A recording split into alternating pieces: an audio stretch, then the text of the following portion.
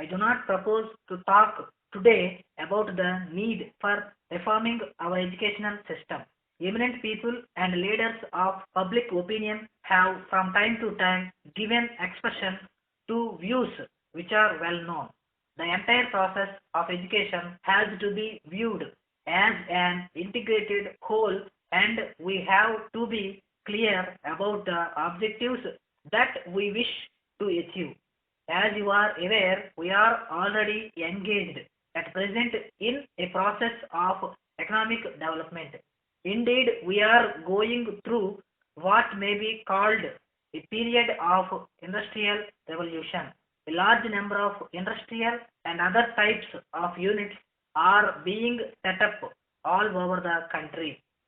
For manning these units, we need a large number of trained technical people. Most of you have given considerable attention to engineering education, and the universities also have done the same.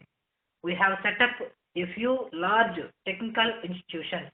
Now that we are preparing a fourth plan whose size would be equal to that of all the first three 5-year plans put together, obviously our requirements for technical personnel will be much greater.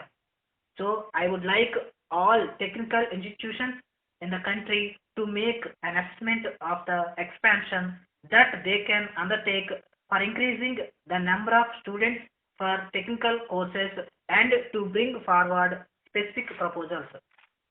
The content of technical education has to be good and substantial, but it is equal important that our young people should have a practical approach to problems. I would like them to be anxious to use their own hands in order to do a good job. It is an approach of this nature that will enable the country make rapid progress in the matter of industrial development. Now I would like to say a few words to you about the employment opportunities for young men in the coming years of our national development. The completion of education marks a turning point in the life of every man. Naturally, your anxiety will be to get suitable employment which is necessary for finding the means to live. Opportunities for employment are being created more and more as our development plans are given effect to. The fourth 5-year plan, for instance, which will commence in less than a year and a half from now, makes provision for 20 million jobs. It cannot be said that everyone who acquired a degree or a diploma will find employment immediately, but most of you would in due course find yourselves employed in one way or another. There is equality of opportunity for everyone, and to a large extent, your future is really in your own hands. Whatever may be your position in future life, each one of you should first of all think of yourselves as citizens of the country. This confers on you certain rights which are guaranteed by the Constitution, but it also subjects you to certain responsibilities which will have to be clearly understood. Ours is a democracy which gives freedom to the individual, but this freedom has to be subjected to a number of voluntary checks in the interests of organized society, and these voluntary checks have to be exercised and shown in daily life. A good citizen is one who obeys the law, whether there is a policeman around or not, and who takes pleasure in doing his civic duties. In the olden days, the sense of orderliness, manners, and discipline was taught by the combined effort of the family and the teacher. But the economic stresses of modern life do not leave much time to parents to look after their children. In the educational institutions, the numbers have grown so large as to take away the benefits which came to accrue formerly by personal contact between the teacher and the taught. Inevitably, our young students are often left much to their own resources.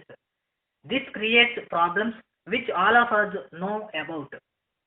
This is an important aspect which has to be examined. The responsibility of young men is great.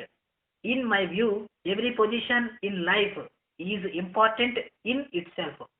Work has its own dignity and there is great satisfaction in doing one's own job to the best of his ability.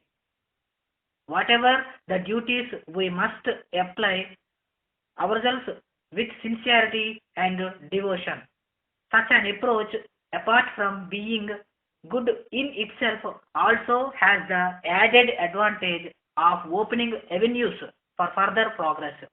We have to see whether we have done our own job well before thinking of criticizing anybody else. You should not forget that loyalty to the country comes ahead of all other loyalties.